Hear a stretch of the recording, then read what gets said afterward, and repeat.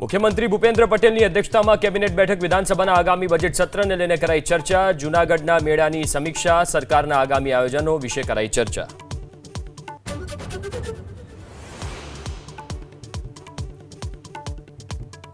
સુરેન્દ્રનગરમાં લકી ડ્રોમાં નોંધાયો ગુનો.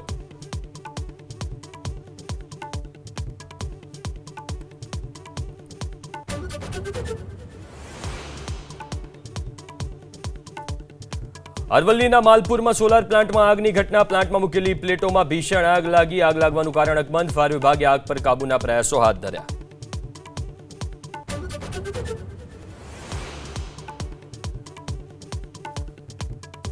ગુજરાત ગૌણ સેવા પસંદગી મંડળની બમ્પર ભરતીની જાહેરાત.